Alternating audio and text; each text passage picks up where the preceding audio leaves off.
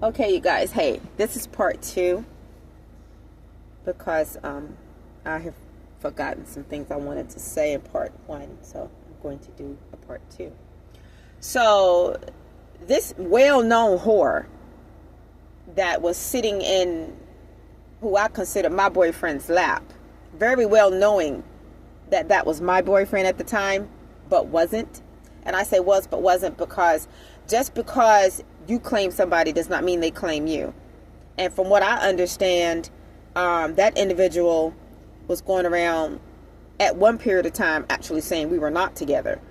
But your hungry, monster-looking tail is sitting at my kitchen table eating my food. You tried to play with the wrong one, and that's why I came back at you. But that's a whole nother deal, y'all. I'm not going to get into that. But anyway, the tramp that was sitting in the lap of the dude that thought it was going to run game on me and my family and step its nasty foot on my ancestors' property. She's also very well known, I feel, for killing her babies in high school. So before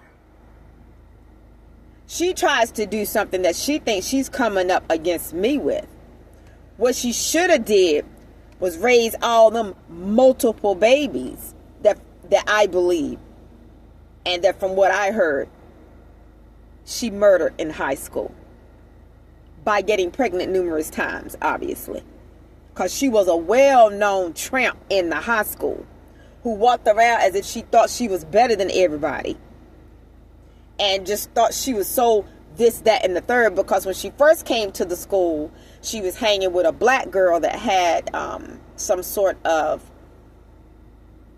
birth defect.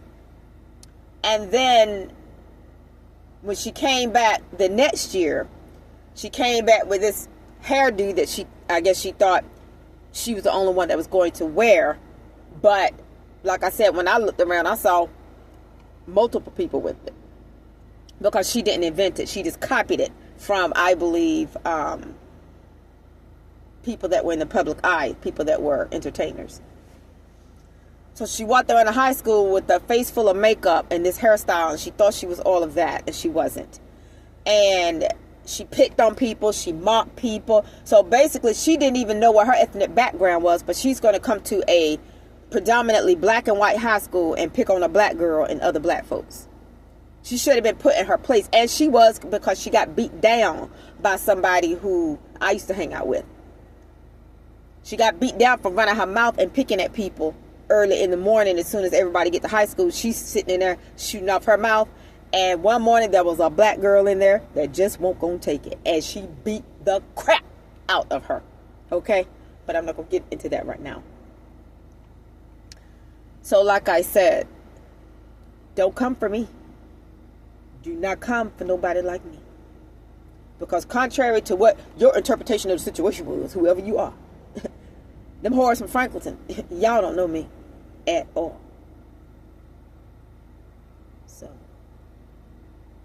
that's pretty much all I have to say for now. And so, I'm looking at it this way. Well, if she sat in his lap, I'm sure it went further than that. Especially when I think that the dudes who, it was his house, and he was dating her younger sister, from what I understand, they were right there on the floor having sex right in front of both of them. Now, ain't that nasty? Like I said, Franklinton don't want me. So if they were there in the house having sex in front of the dude that I was supposed to be dating and her sister sitting in his lap, I'm sure he slept with that nasty tramp too. Like I said,